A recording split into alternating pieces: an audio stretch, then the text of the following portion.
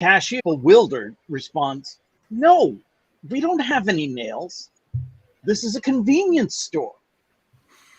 The duck then asks, "Well, do you have any grapes?"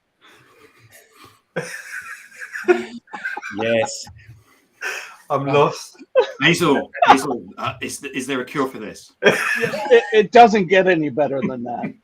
No, it doesn't. Well, hello, everybody, and welcome to another exciting episode of the Digital Download, our weekly chat about all things digital, all things business, all things life. And once again, we've got our favourite mental health practitioner, Dr. Hazel Harrison, who's joining us. Again, she hasn't been with us. We worked out for nearly a year. So it's lovely to have you back. And you sent me a little note about this, saying you would like to talk about today. There are many factors that influence our well-being, but research has consistently found one big predictor of happiness long-term is our relationships. So why do they matter so much, and how can we foster positive relationships? So before we get into that, let's go around the group and introduce ourselves. Tim. Hi, I'm Tim Hughes. I'm the CEO and co-founder of DLA Ignite, and I'm famous for writing the book, Social Selling Techniques to Influence Buyers and Changemakers. Rob. Hi, I'm Rob Durant, founder of Flywheel Results, a proud DLA Ignite partner. I'm not famous for writing anything yet. Oh, watch this space. Watch this space, the professor. That's right. Yeah. Hello, I'm Alex Abbott. I'm the founder of Sapiro. I'm famous for the bearded sales guy. Well, maybe not, but you know. You're infamous. Infamous. I'm also famous for providing the training for the social selling and influence program that Tim is famous for writing the book for. Hi, I'm Adam Gray. I'm co-founder of DLA Ignite. Tim is my business partner, and I'm famous for being Tim's business partner, really. And frankly, that's enough. But most importantly, Dr. Hazel Harrison, please introduce yourself. Thank you. I'm Dr. Hazel Harrison. I'm not famous, and I'm very happy not being famous. I am. We're not either. And I founded ThinkAvellana really with this big mission of how we bring psychology more into our conversations, into our everyday life, so that we can all learn a bit more about how we can take care of our mental health, how we can take care of each other, and how we can get our communities thriving, really, is what's been my big mission. So thank you for having me back, because we had a really great chat last time I came, and then we were like, we have to have part two. And so finally we have found a good gap to have part two. So thank you. Yeah, it's almost like the second of those great Ken Robinson TED Talks, isn't it? Where he does his first talk and he comes back to do his second talk 4 years later or whatever it is. And he steps out on the stage and he says, so as I was saying, and then launches into it. And kind of it's the way that you talk about stuff is so lovely because it's very conversational. So it fits in very well with the way that we run this show. It doesn't feel like you've prepped a pitch. It feels like you're just kind of going with the flow and seeing how which reminds me, I've just turned on the comments. I've forgotten to do that. How the way the conversation goes opens up new avenues and we explore those. So when we were chatting about what you were going to talk about this time, you said, can we talk about relationships, connection, and belonging, and how those drive long-term happiness? Yes. So I think that increasingly people's well-being and happiness and sense of purpose and sense of joy that they get in living their life is increasingly moving onto people's radar as something that they need to be working on and mindful of. And I guess because most of us begin our working lives by viewing the destination that we're going towards. I'm going to retire when I'm 50, a multi-millionaire. Then as we get into our work, actually we realize that it's not about the destination. It's about the journey of getting to the destination. And every day could be your last. And if you're not enjoying the journey and each day, then you can have a pretty grim time. So unpack this for us. Okay. Well, let me start rubble like this, because this is what they've been doing over in Harvard and surrounding areas. I think it's 80 something years ago now, they started the longest running longitudinal study following a group of young men who were at Harvard, and then contrasting those with a group of young men who were in schools, in other schools in Boston, perhaps coming more traditionally from kind of more deprived areas of Boston. And they decided to follow these young men from when they were 14 and see what happens, and take a variety of measures of their mental and physical health, start to track what they earned as they graduated, which ones got married, who went off to live somewhere else, what were the things that started to influence how they lived their lives. And then they followed their children and now their children's children. And there are some great TED Talks that are based around this research. And then more recently, Robert Waldringer, who is the current director of the program, has just published a book kind of trying to summarize what they found. So I've been reading this over the summer and really enjoying it. And one of the reasons I really like it is because they have so much data, so much rich data. You imagine that there are these people that they're following, and then every year or so they send a research graduate out to sit in their home and to ask them all these questions about how meaningful is your life now, how warm are your relationships, how much money are you earning, you know, how are you spending your holidays, and gathering data, really rich data on what seems to be influencing their lives and influencing their well-being. And I suppose the, you know, spoiler alert is that it generally comes down to the warmth and sense of connection they have with others and their relationships that is one of the biggest predictors of their happiness and their well-being longer term.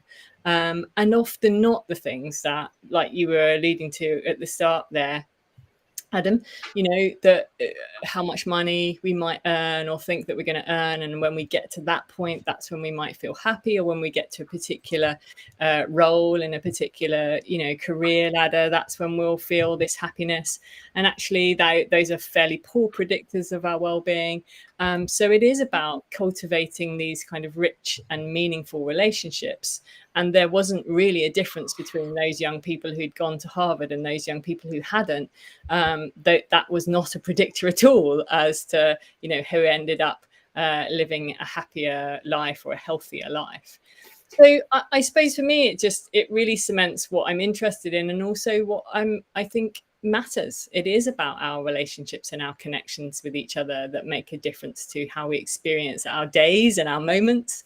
And I'm really curious to think about, you know, how do we shift our focus back to realizing that is the thing that's going to matter, when we can be so easily seduced into believing that it's if we get this car or this new shiny MacBook, we were just having a talk about tech, or whatever it might be, that we might think is going to make us happy, and then we very quickly adapt to it and it doesn't anymore. It is making me happy, just saying. I know. And the button that comes on with it did make me happy for a while too. So you're fine. As much as any Mac can. Yeah. What was the research called? That sounds really interesting. And do you have the book name? So yes, right. So the research gets kind of dubbed the Harvard longitudinal study as a sort of shorthand version. I think there is a longer version, and the book is called The Good Life, and it is Robert Waldringer and his director of the program, Mark Schultz, I think his name is. Sorry, Mark, that if you're ever watching this and I can't remember the co-author.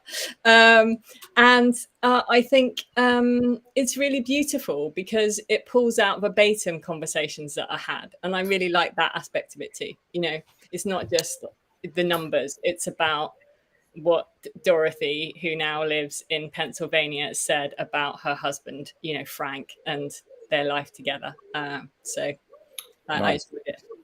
So I find that very easy to believe. As I've got older, I've realised much more joy for me comes from the people that I interact with, and I'm being much better about choosing those people, being mindful of the people that I'm choosing to spend time with now.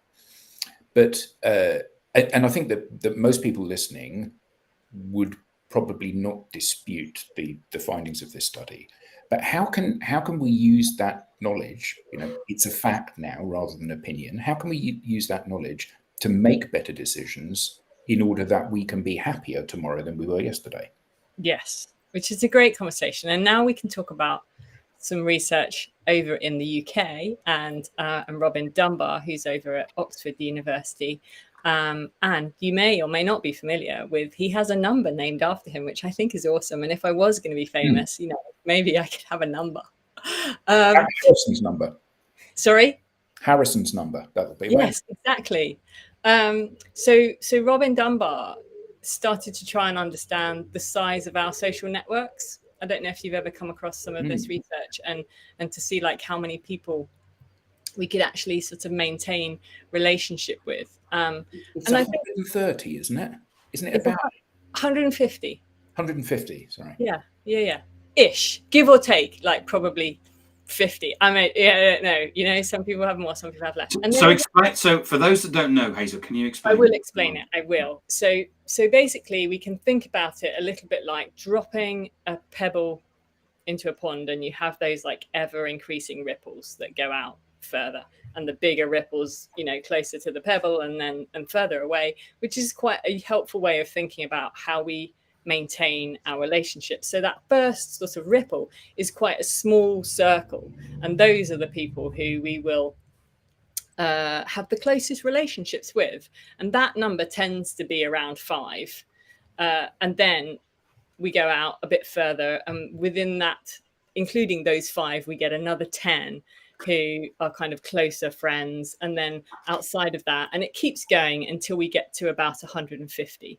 And the theory is that we have evolved to have this very social brain, which means that we can't really hold and maintain a connection with others beyond 150, because actually that's quite a big time investment, and maintaining relationships is about time too, and also about what we can remember and recollect and how we can meaningfully interact with others. And so we can probably remember, I think it's something like 1,000 faces, and we can remember like 500 of those names and faces. But as we come, further down, we can't really maintain more than about 150 friends.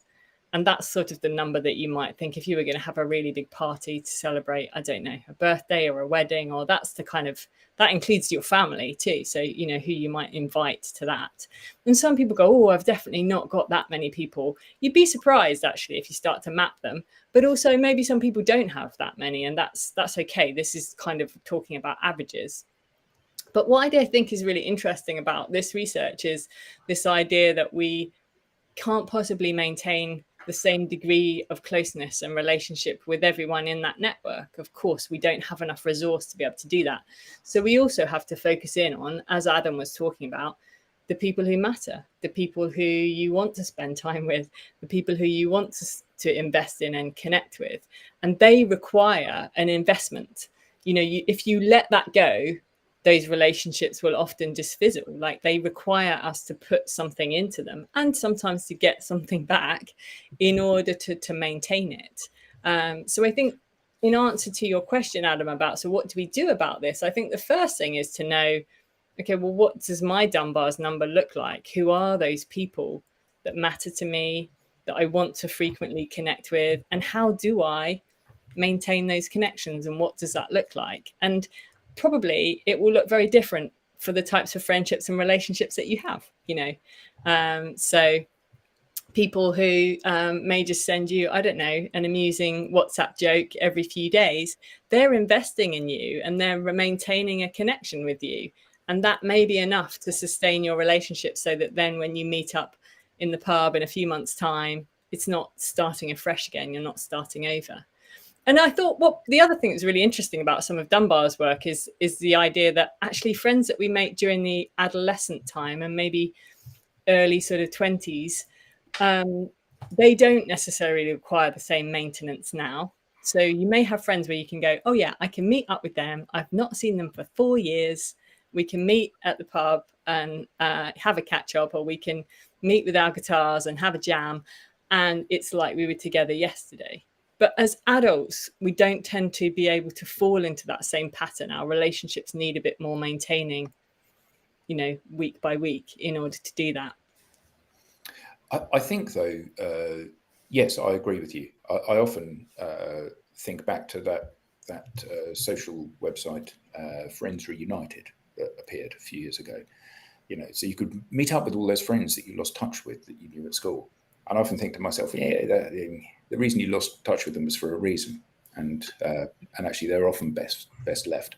But joking aside, I think that one of the great things about social media is that it enables you to maintain relationships in a much more effortless way than before. So yeah, in the olden days, when I was young, it was an effort to see people. You had to drag yourselves out to play football or cricket or whatever with them, or you had to go to the pub, or you had to go and hang out with them, and that was a big investment of your time. And now, actually, it isn't. I mean, I would obviously, as you said, we have those circles of friends. So you have the people that you're closest to, that you interact with every day, and you have the people who are a ring outside that and a ring outside that. But certainly, I would class myself as having relationships and friends far more than 150 people now, as a result of social, because I state something or they state something and we come together on that thing, be it, So Yayan, he's a friend of mine. We often speak. He's a co-host of the music show that I do on a Friday. We're often chatting about music and other stuff. And Jess, we met her on this show, and she's going to be a host of the music show. And actually, these are all music shows. And Andrew, he's her co-host of music. But these are people, and we have these touch points, which means that we never go more than a couple of weeks or a couple of months without interacting again. And I think that now it's so easy for me to ping you a message, for example. Hi, Hazel, how's it going? Hope you're well, enjoying the summer, whatever it may be. And the overhead of my time to do that is much lower. And as a result of that, sometimes the message will land when you're too busy and you go, actually, I won't bother to get back to him because I'm busy doing other stuff. And sometimes it'll be at exactly the time when you think, oh, I've not spoken to him for ages, and it'd be great to have a chat. And I think that this is one of the most powerful things that humanity has on its side now. Not just the creation of these networks, but how we have embraced them. But not everyone feels that way. Sorry, go for it, Tim. Sorry. I was going to say, I'm just trying to add to one of those things about, and add to what Adam was saying about the fact that when somebody sends that connection or says hello or whatever, they're investing in you. And you should see it as that, and rejoice and celebrate that. Yes, and hopefully it does feel like that, and maybe there are a variety of reasons why sometimes I do get a lot of messages on LinkedIn. Some people who I think genuinely want to build an interesting conversation, and some people who want to target me because I am running a particular business of a particular size, and they want to sell me something, and that doesn't feel so good, and that doesn't feel like they're investing in me. It feels like they're investing in themselves. And so I think maybe there's a conversation there too about how we approach people and how we build a conversation. And the reason I'm here is because Adam and I have had some conversations. I tend to not do lots of podcast interviews now, but because there are other things that I want to also do in my day, but I will if I feel like I'm connected with those people and I'm interested in actually continuing a conversation that we probably would have had on Zoom or somewhere else, and having it here instead. But I think one of the things about social media which is really interesting is the potential to connect with a very wide audience, right? And also to have conversations with strangers.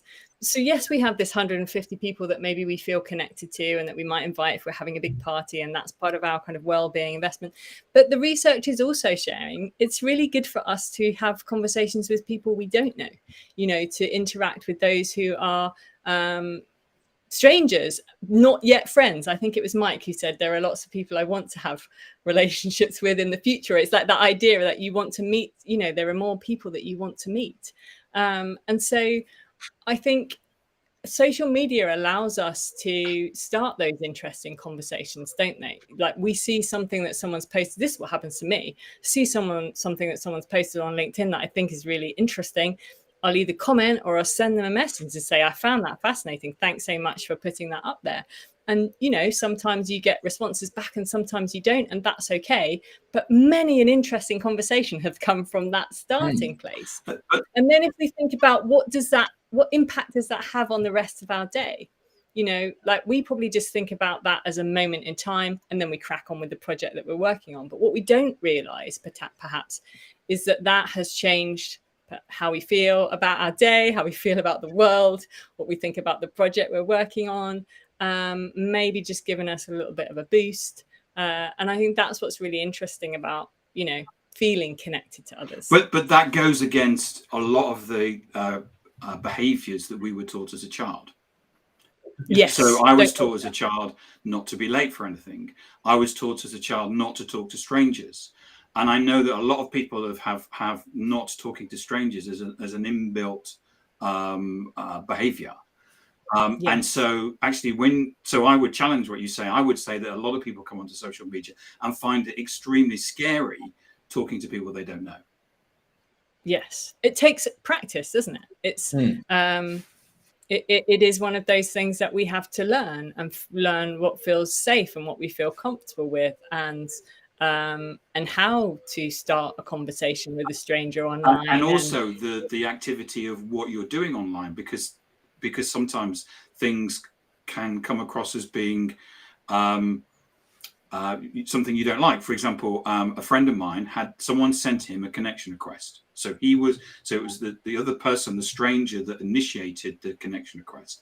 It didn't have any conversation at all. The person was worked in manufacturing. My friend put out a post this week about manufacturing and digital transformation. So he tagged this person in that, and the person on LinkedIn responded and actually put on the post, "Why have you tagged me in this?" Yeah. There's etiquette that we're all trying to learn, right? About what is okay and what isn't okay, and there's probably cultural differences in that too, because we've not sat anywhere and had anyone explain to us how we're supposed to use this technology, right? We're all trying to figure out how are we using it, how are other people using it, but also how do I want to use it for me? You know, I think of it as, well, I'm often in my office writing, and when I am, how lovely to just have a brief conversation with someone, like you might if you're moving around your office with other people. It's sort of, for me, it becomes a substitute for that possibility of just having a chat. Well, I think that the clue is in the name, isn't it?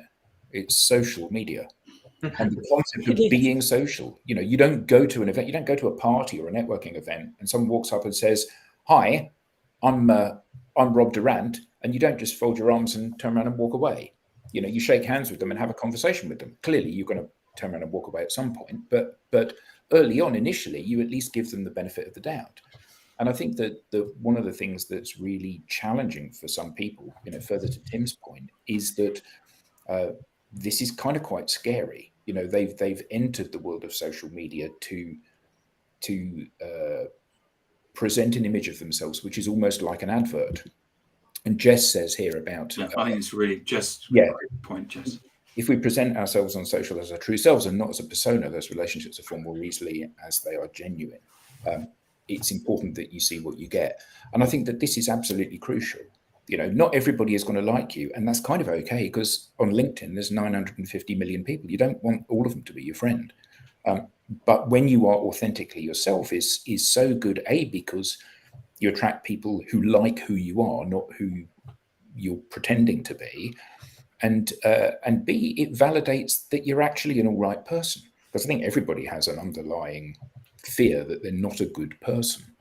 And when you are yourself and people go, oh, I really love that. Well, that was very kind of you. Or that's a fantastic idea. Or you're really clever. You go, that's nice. And like you said, it brightens your day and it changes the course of your whole day, doesn't it? When something like that happens. Yeah, absolutely. And I think we, to Tim's point as well, we have grown up probably being told that it's not a good idea to talk to strangers. And we also have a lot of preconceived ideas about what that might be. Like that other people won't want to talk to me. I think that's a big one. Oh, this person will be too busy. And maybe sometimes, they are. And that's okay. Like Adam's saying, you're not going to be for everyone. I'm not for everyone. You're not for everyone. That's all right. It doesn't mean there's anything wrong with you if people don't respond or don't connect back with you. And sometimes it is absolutely a timing thing, as you're saying, Adam, because there are definitely peaks in my year where I just feel I have a lot less time for social media, and sometimes when I feel like I have a lot more time for it. And sometimes when I just take a break from it because I actually want to be in real life with real people for a while too. And that might serve me better. So I often take August off and I don't spend a lot of time on social media because I actually want to be away from my desk as much as possible. And that's what works for me. And everyone will have finding out what works for them. But I think it is interesting to sort of start to test out some of the beliefs about, will people want to interact with me if I put something out?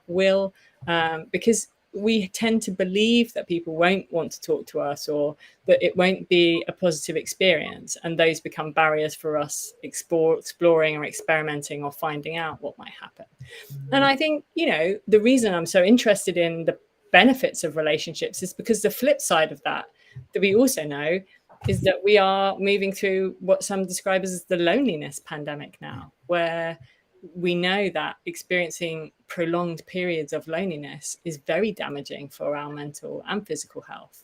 So and is that a fallout from COVID, or just the nature of digitizing our working lives, do you think? Or both? I think some of the data would say that it's pre-COVID, although I don't think that COVID helped.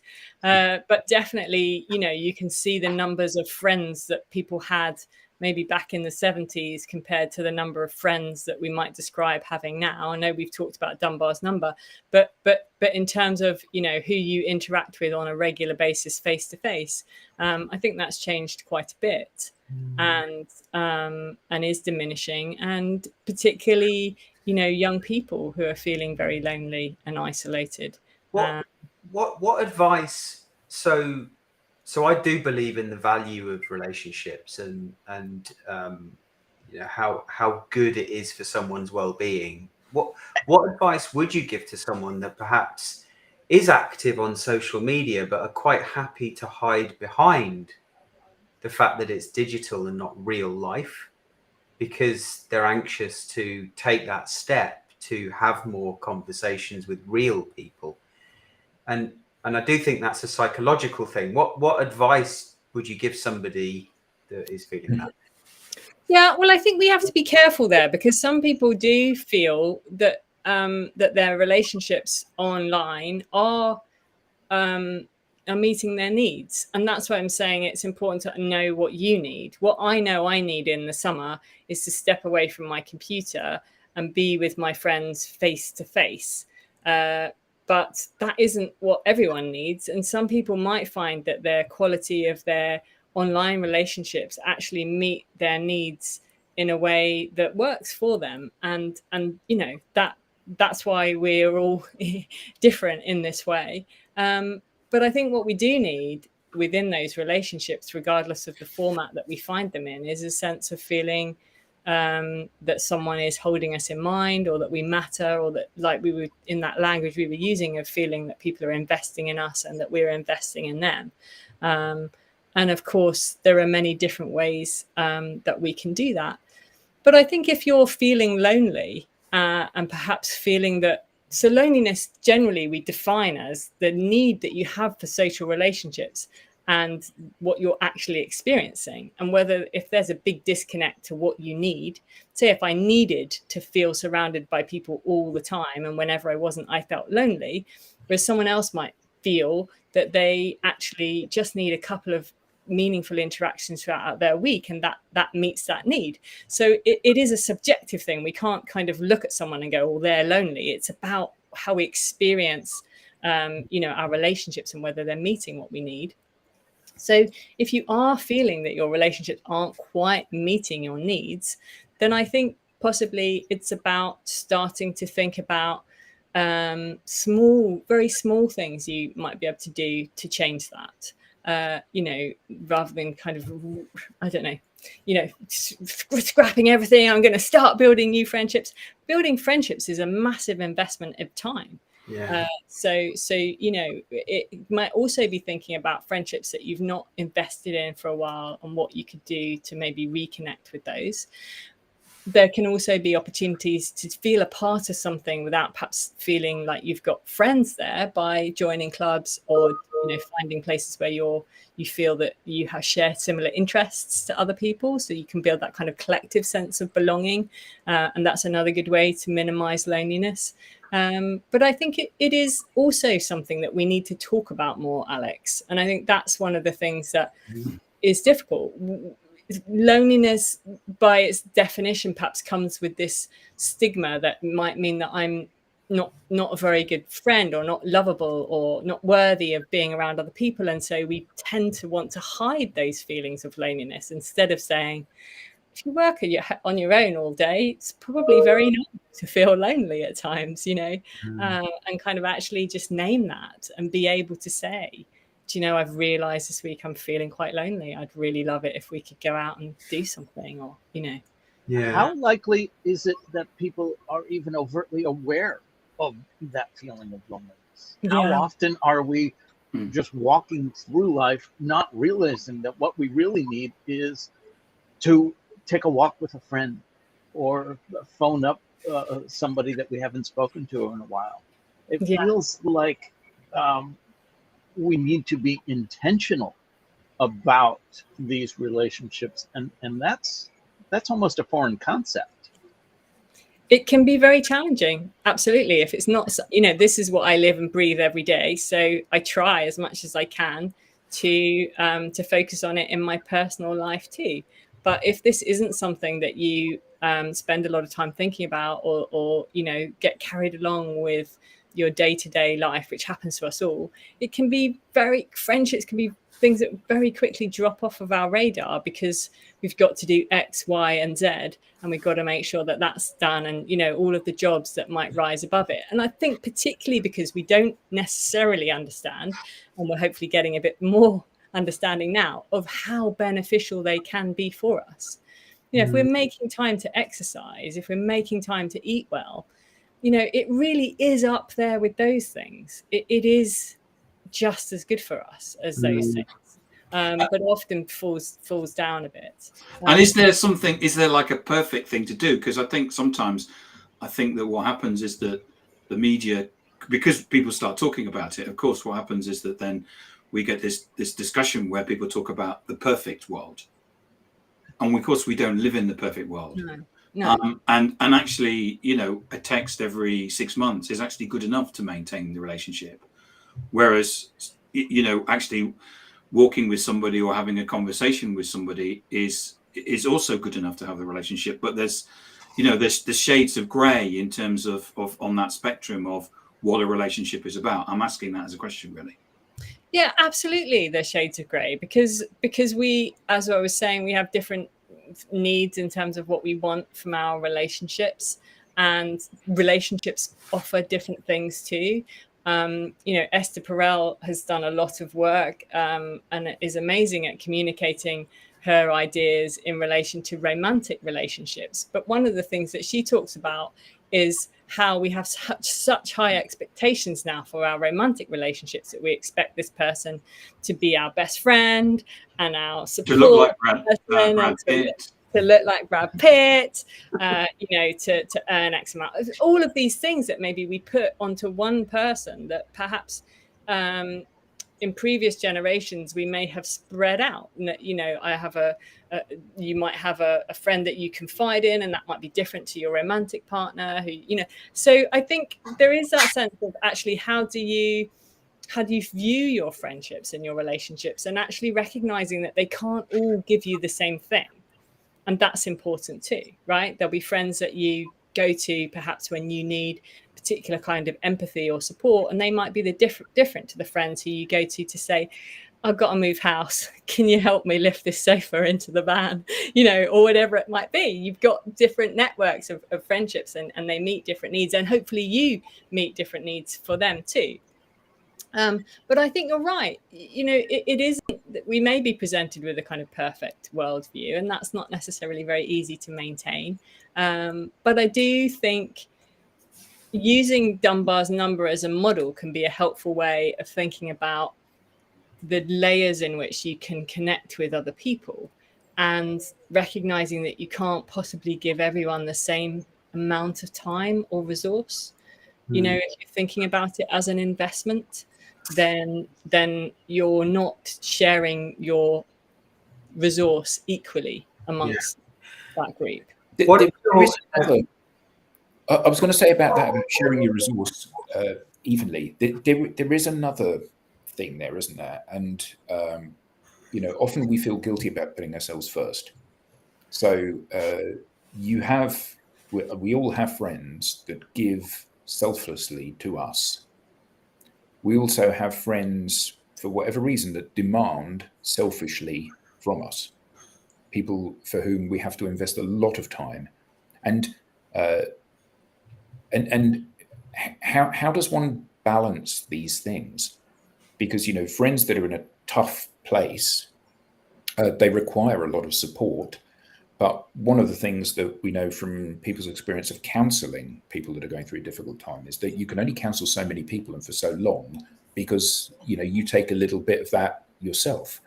So, you know, you're helping a friend and they're in a difficult place, and you have to keep investing in that. And it's a sink into which you pour your limited amount of energy. You may have lots of energy and lots of robustness and be in a really good place. But in the same way that you have an interaction with someone and it brings you joy and you go, oh, I feel really better, much better for that. Equally, you have an interaction with somebody and you feel worse as a result of that. So how does one remain a decent person, but also have a degree of selfishness as well? Yeah, and I think, again, that probably comes back to the degree of connectedness with those people. There are, you know, and probably will be for you too, people in your network that you would drop everything for. And when they needed support, you know, you would be there.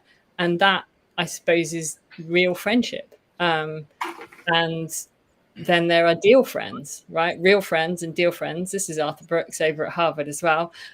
You know, we can have friendships that do exist very much on I've invested this in you, and now you have to invest that in me. And there's a kind of, you know, continual sort of transactional nature to that relationship. I've helped you out, now you help me out. And then there are those where it doesn't ever feel like that, or it isn't experienced like that, where it's much more about the ebb and flow of time and friendship. That means that probably maybe it balances out in the future, maybe it doesn't matter either way.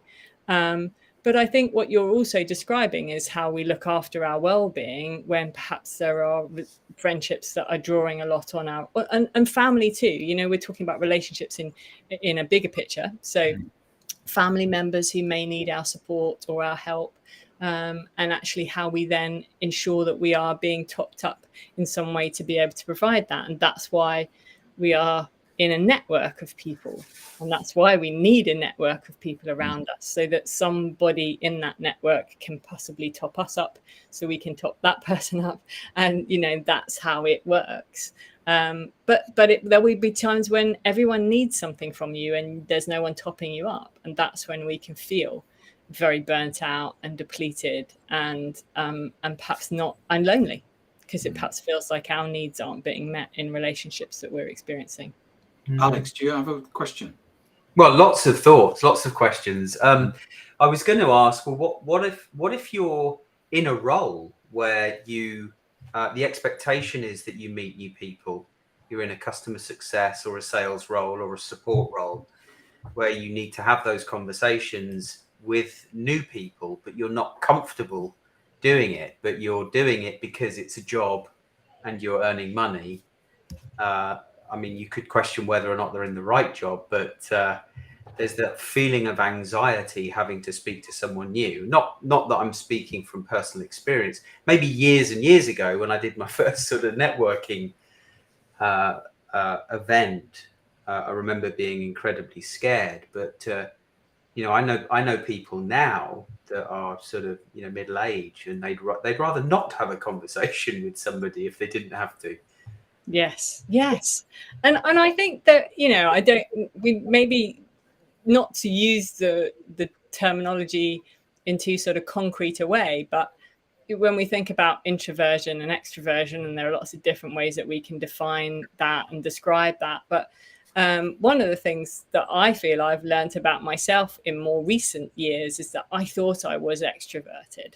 And actually, when I go to events and conferences and speak as a keynote, you know, speaker, what I realize is that sometimes those networking events cause me quite a lot of anxiety. You know, that how do you start a conversation? Fine, put me up on the stage with my slides and I know what I'm going to say, and here we go.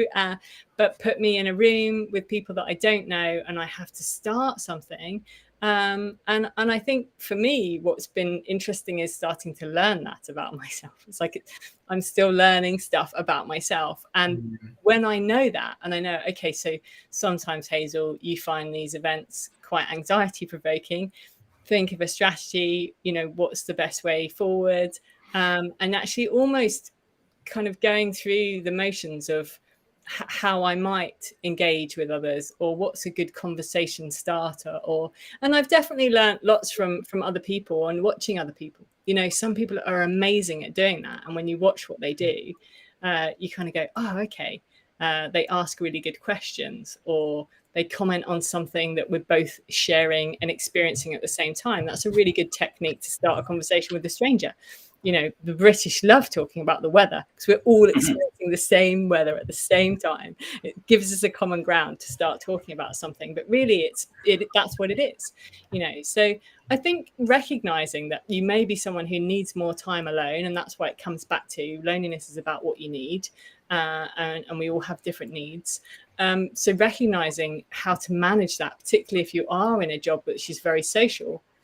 Sometimes if I'm away at a conference for a few days, I would definitely try and make sure that I build in gaps where I give myself permission to go somewhere else and just recharge for a bit, you know, and recognize that that's something that I need to do. And I don't have to feel bad about that. I just need a bit of a moment to, you know, sit somewhere quiet and not be maintaining conversation, because although I love that, it also makes me feel very tired. Yeah, I can relate to that. I like to tell people I'm great at the middle of conversations. It's starting them that can be tricky. And that's so true, Rob. Icebreakers feel too trite very often. You know, how do you develop that meaningful relationship when we start with, oh, it might rain? Okay. And then once you get Thank going, you, Andrew. yeah. Once you start and you realize that this person is happy to, you know, it's like a game of tennis and you hit the ball over and they hit it back, and you realize that actually this is okay, then you can have something that feels perhaps a bit more interesting and a bit more connecting. But often doesn't start like that. And I don't know if I'd like it if they did. You know, someone started a conversation with, what do you think the meaning of life is? I would be like, whoa. I'm just trying to choose my carrots here in the supermarket. I was going to say that, Tim. So, I like Jess's answer. Jess says, my 8-year-old son had some great advice for making new friends. He said, tell them something you like about them, like their glasses. Then say your name and ask them about theirs. There you go. It's actually as simple as that. And that is what the research would say, you know, pay someone a compliment, highlight something that's positive. So Jess's son is onto a winner there. Yeah, take that digital. Yeah, and I think that's one of the things that you said earlier, Hazel, about the idea that we're all still finding our way in this world. You know, we've had however many 100,000 years of interacting with people face to face, understanding, you know, looking at the physical clues as to whether or not they like us or not, whether or not what we've said has resonated with them or scared them or delighted them. And now we're in this environment where often people are rightly scared, because often you can say something, and by say I mean type something, and then it's there for posterity, and it can be misinterpreted, and it can come back and haunt you at a later stage. And I think that I mean, it comes back to what Jess said earlier about being authentic. You know, at the end of the day, if you are yourself, people that find that attractive walk towards you, and people that don't walk away. And that's a really good starting point for finding relationships.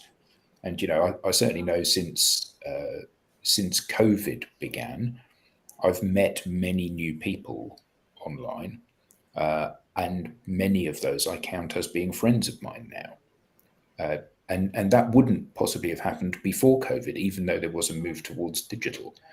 But certainly, yeah, we're all kind of walking through a minefield, aren't we? Tapping our feet and seeing what works and what doesn't.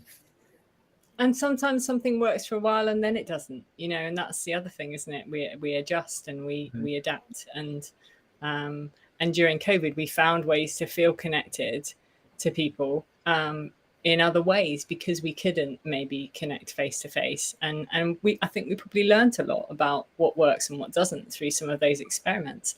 But then also we learned, like, oh, family quiz night's great for the first time, maybe the second time. By the 10th time, this is not fun anymore. You know? And we had to keep evolving and adapting and finding that novelty and that newness. And that, I think, is what as you're saying, Adam, that's continually what we're doing as humans as well. You know, trying to find what works for us and for each other. Yeah, but we didn't have family quiz night. What we did have was family disco during COVID. We had a room that didn't have any furniture in. Brilliant. My wife arranged for us all to have a family disco and put a playlist together, and she bought one of those disco light things to put in the corner of the room. And yeah, we did that once. It was going to be a weekly thing, but it didn't turn out to be a weekly thing. So Hazel, what you don't know about Adam is that he once did a disco dancing course. Did he? Yeah. Oh, okay. Well, then stop the revising the psychology and mental health revisiting conversation, and we will now learn about this. Yeah. Do you know that a very good friend of mine who Tim has met, a guy called Scott White, who many years ago I was working with him, and I was first with my wife then, and we were out for drinks one evening, and he's one of those people that he's very gregarious and very chatty, and he's got a great sense of humor and loves to prank people. And we were chatting one day in a bar, and my wife said about the fact that I had disco lessons when I was younger, and he just went, "What did you say?" And I was like, no, we just don't. Anyway, this was Friday night. Monday morning, when I went into the office, everyone had come in like an hour and a half early and had hung up bunting that said "Dancing Queen" all around the office. It was a fairly grim time of my life. Is it John Travolta style, Adam? Yes, Yeah. It was John Travolta style. Can you? And I've only mentioned it live on social media. Yeah. Well, that's all right. And that won't come back and haunt me, will it? No one's listening anyway. So, at what point can we revisit that room that just has the disco ball, and maybe just, you know, for your next LinkedIn post, just a little 10-minute? Yeah. That's definitely a video post. Yeah. I think so. No, I think not.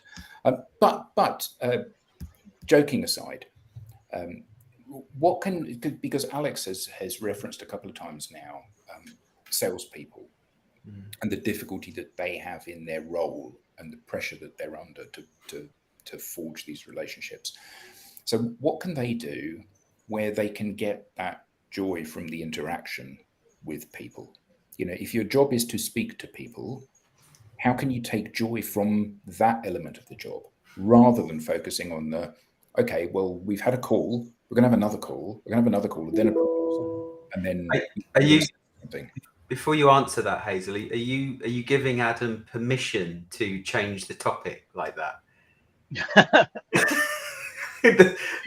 I'm sure she is. It was a seamless transition back to the psychology of mental health, wasn't it? But we will now. The thing is, we know this about Adam, and it will come back. Because can I just say some sciencey bit about that too? Because that maybe Please. that will help us to with, which is that dancing with other people is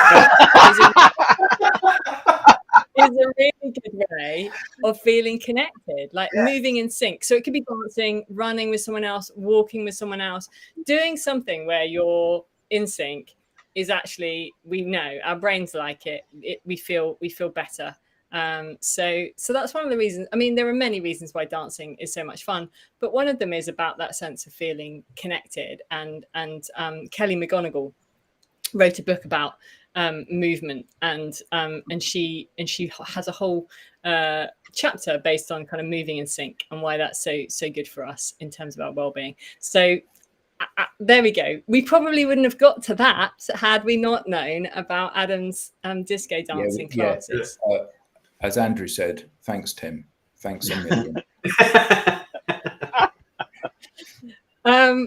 But seriously, then I suppose some of the research and ideas like Jane Dutton's work around high quality connections is this idea that our interactions offer us an opportunity to connect with someone. And that's the bit where we tend to feel where it's not transactional, but it's more that we are getting to know something about that person or meeting them in some place that feels authentic, as many people I know have been saying in the comments, and we've been describing today about, what it means to put ourselves on social media in perhaps a more authentic way. And I think one way to think about then that is for people to try and see if there's a high quality connection moment that you can build into those interactions with other people that actually make it feel more human to human rather than a sales pitch or a sales call or what happens when we ask a different kind of question. And I don't know what those are, and they have to be within the boundaries of what works for the company that you're working for or for your own ways of interacting too. But we have, in all seriousness, we have just had a moment of connecting about something that we think is fun. And I know Adam doesn't mind us thinking about his disco dancing. And now we've had this kind of moment where we've laughed together about something. And that I think is part of it, isn't it? It's like finding those little moments of actually just humanness or something interesting or intriguing and building those into our conversations as much as we can. Yeah. I think that this is a really interesting comment from Jess, not just because it isn't about disco, but this is... Adam, can you read it so that our podcast listeners will know? I can. Do we need to shift the focus of why we are connecting from self to service? Start out with connecting to help rather than to get something. Would that help in sales?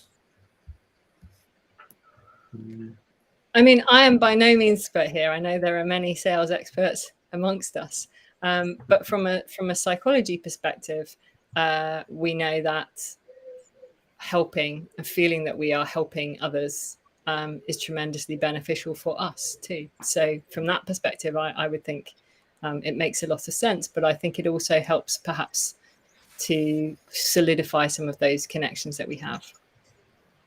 Yeah, it's something that sales people need time to develop those relationships, which they don't often have, and that's what then causes them to revert back to the sales messaging, which we've talked about before. It's a kind of a leadership problem within an organization rather than an individual problem. I think the individual knows what they need to do. They just don't have the time to be able to build that meaningful relationship. Do they know what they need to do? Because I'm genuinely not sure that they do. I think it's it's reasonable to say that everybody on the call is pretty skillful at using social media to develop conversations with people. And I think that the thing that we all do is we have conversations with people, like you said, Hazel, where you're having a conversation with someone to meet someone new, to see where it goes. You're not having a conversation with somebody to put your hand in their pocket and take their wallet out necessarily. Now, maybe you will send them an invoice at some point, but that's not the only objective of having the call with somebody. And I think that part of the challenge is that people don't want to be sold to, but they do want to sell if they're in a sales role. And the idea of taking a step back from that and seeing this as interactions with people, you know, I'm not going to sell to you because you're not my target market. However, you might know somebody that is. And, you know, seeing the spread of influence, but picking up the pleasure and the joy from having those interactions with people in the now, I think it is something that salespeople need to learn to be able to do, because I don't think that they inherently get it necessarily. It's not just salespeople, it's anyone. And conversations are two-way. So while you, as a salesperson, might be going into this with the best of intentions, I just want to help, the person receiving that message has been conditioned to have their guard up, because every other person that has come at them to initiate a conversation has done so to put their hand in their pocket, as you say. So is there a way to overcome that barrier to entry? I think Jess's son has the answer to that question. I think you might be right. I think he does. But I think, coming back to your point as well, Alex, I think it can be, it doesn't serve us well potentially if we think we don't have time to make that connection. You know, I agree with you. Making meaningful relationships that sit in that sort of, you know, your 5 close relationships, that requires a great investment of time. But actually, you know, we can have meaningful interactions with people that last a number of seconds as well. Yeah, it's a good point. Rob.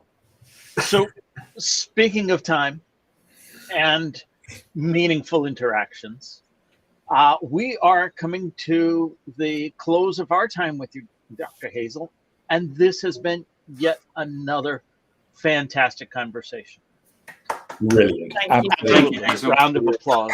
Thank you. Wanted to thank you for joining us again. Thank you to the audience for an engaging conversation. And of course, thank you to the panelists. If you have something to say, we want to hear from you. If you want to be on this show, we invite you to be our guest.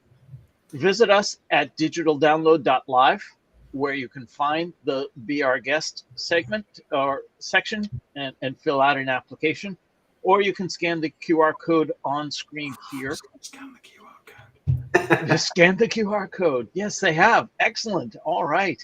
Yeah. Shall we as- apologize to Hazel for taking away from the garden, from the sunshine? Yeah. Thank you for spending it. Absolutely. Thank Dr. you. Hazel, as people wanted to get to know you better, how can they do that? So please do feel free to connect with me on social media. I am Dr. Hazel Harrison, or you can visit my website, which is ThinkAvellana.com. Excellent. Again, for everyone on the panel, from the audience, Dr. Hazel, thank you very much. This has been the Digital Download, which is Adam. No, and I forgot to say it at the beginning of the show. Yes, you did.